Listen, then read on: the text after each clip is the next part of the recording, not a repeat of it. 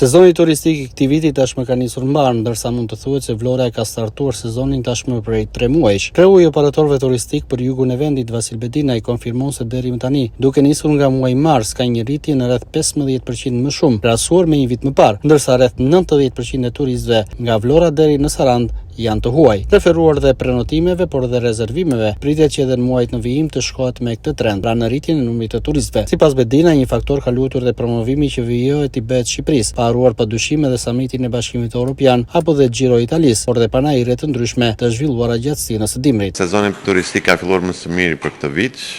Jemi në muajin qershor dhe kemi rreth 3 muaj që kemi filluar sezonin turistik, pra numri I turistëve për muajin mars, prill dhe maj ka qenë ashtu siç dhe kishim parashikuar, me një rritje prej 10 deri në 15%. Vlora, jo vetëm Vlora, po deri në Sarand kemi pasur një fluks dhe pothuajse 90% e atyre që ne I quajmë turist në qytetin e Vlorës deri në Sarand, 90% e tyre janë turistë huaj.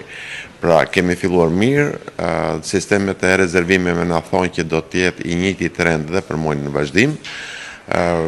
Aq më tepër që promovimi I Shqipërisë është bërë gjithandej edhe për këtë vit dhe mendoj që do të shkojë çdo gjë do të shkojë mirë. Patjetër, jo vetëm summiti, po kishim summitin, kemi Giro Italia, kemi pasur evente të ndryshme në gjithë territorin e Shqipërisë, është bërë panajiri Berlinit, janë bërë panajire gjatë gjithë muajve të dimrit, pra ne si operator turistik, po jo vetëm, edhe Ministria e Turizmit, ka qenë prezencë gjithandej për promovimin e Shqipërisë.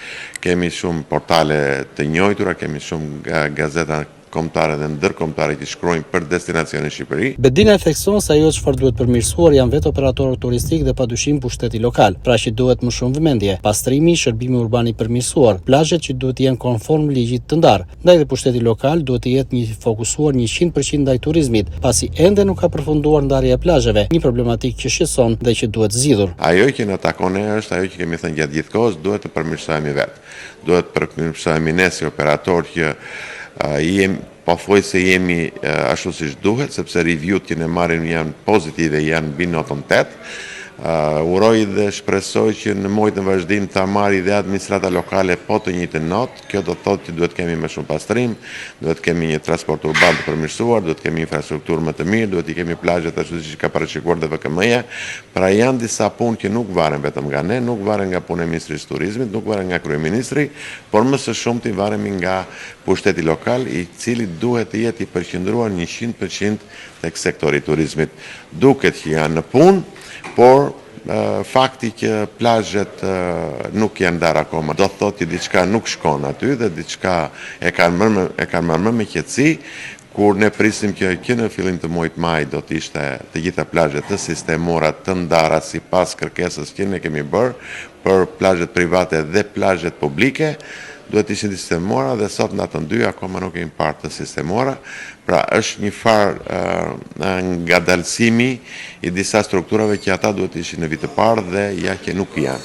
Prandaj dhe kërkesa jonë është le të bëhemi të gjithë bashkë, si privat, si lokal, si qendror dhe t'i përkushtohemi sepse janë investuar shumë. Janë investuar shumë në gjithë botën me promovim se në çdo vend që shkruhet për destinacionin turistik Shqipëri, patjetër që ka një investim nga mbrapa, ka një shpenzim nga mbrapa. Vlora edhe këtë vit pritet të jetë një nga destinacionet kryesore nga turistët e huaj dhe vendës, ndërsa ka ende disa problematika, pasi referuar interesimit pritet një rritje e numrit të turistëve.